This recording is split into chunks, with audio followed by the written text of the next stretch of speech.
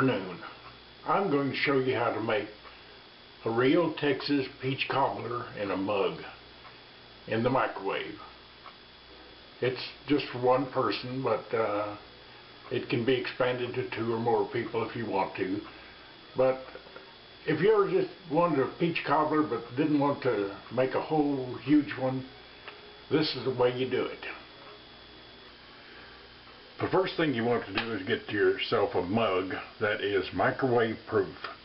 You turn it over and look on the bottom here, and unless it says microwave or microwavable or microwave proof, I wouldn't use it, because it means it has lead in the glaze and whatnot like that, and sometimes it'll glaze or it'll craze and look bad. But the main thing is it gets blazing hot on the outside, and it's just not the thing to do is use that kind of mug in a microwave. So I've got a microwave safe mug here, and we'll go from here now. The first thing you want to put is about a pat of butter in here. This is confectioner's sugar, and you want a teaspoon of that.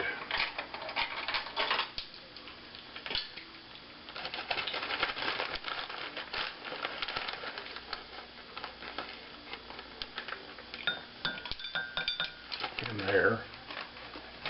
And you want a teaspoon of self-rising flour.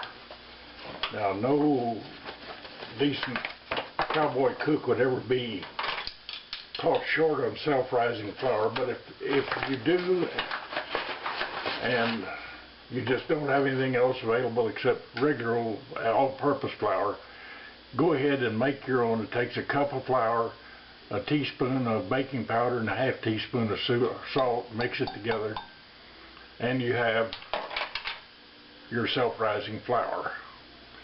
Now what I'm going to do is stick this in the microwave a second here to melt the butter. Okay, the butter is melted, and what I want to do is just simply stir this sugar and flour into the butter.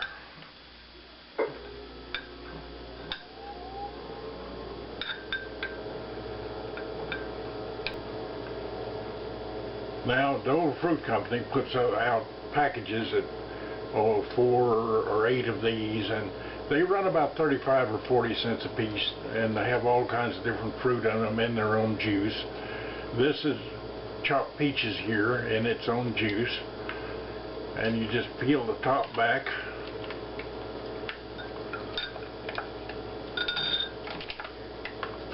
and dump that in there and stir it together.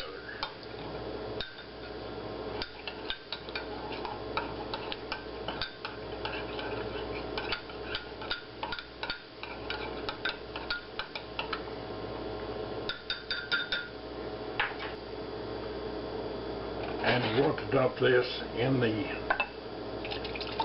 mug here.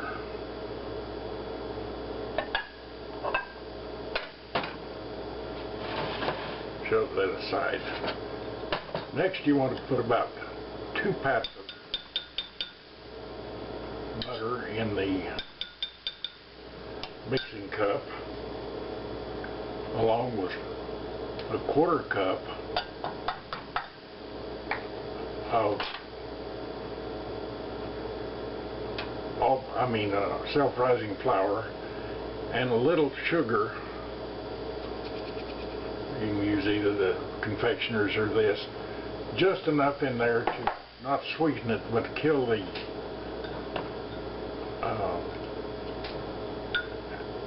harsh taste of the baking powder. Next is just under between 1/2 and 3/4 of this cup, measuring cup, your 1/4 cup of measuring of milk. See, it's a little over 1/2 full there. That's what you want in there. And we'll mix that together.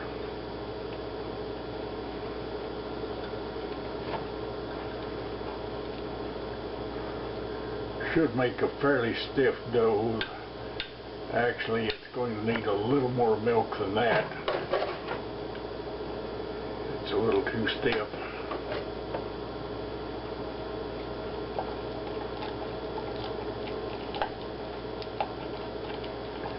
And just mix that up until it's smooth.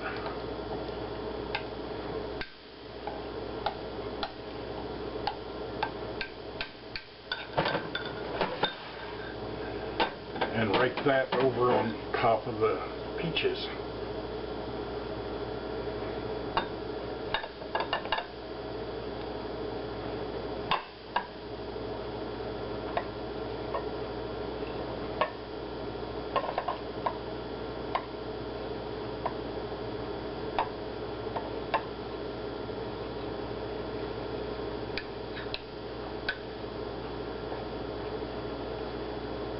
Get all that dough in there.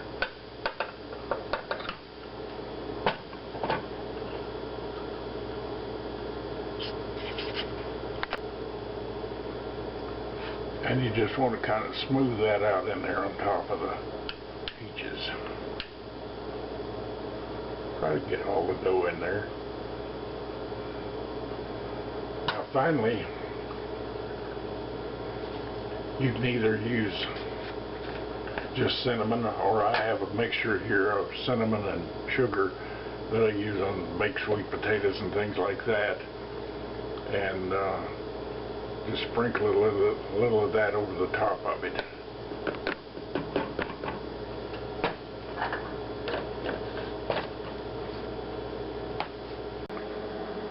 Next, going to go into the microwave with it. About the middle, and set 2 minutes.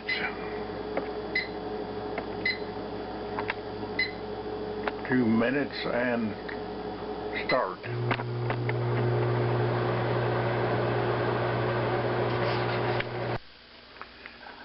And there's the finished peach cobbler, blazing hot out of the microwave.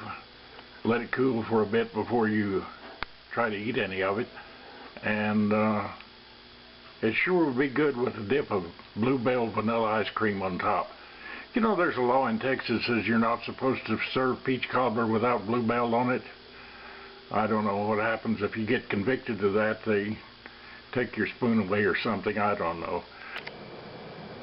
Well, there it is. It's cooled some. I'll take a taste of this puppy and see how it tastes.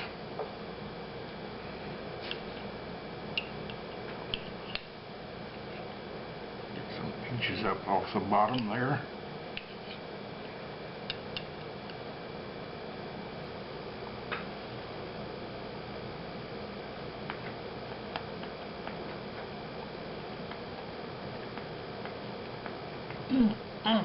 That's good.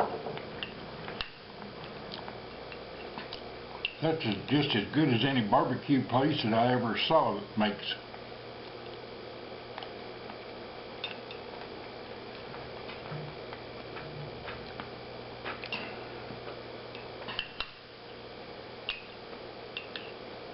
Made nice gravy around the peaches in there, and just the right amount of sweetness.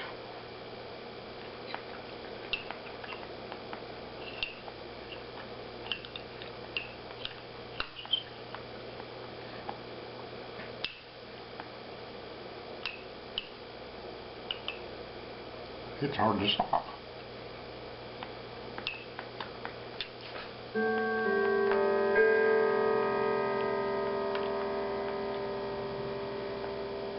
Always got the clock in the background.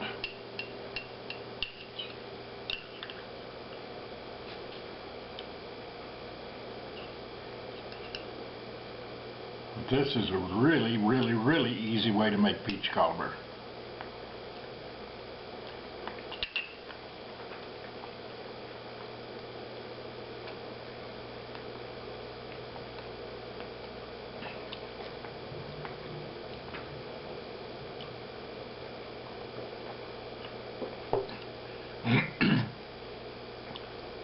So as I say, God bless America, God bless Texas, and thanks for watching my videos.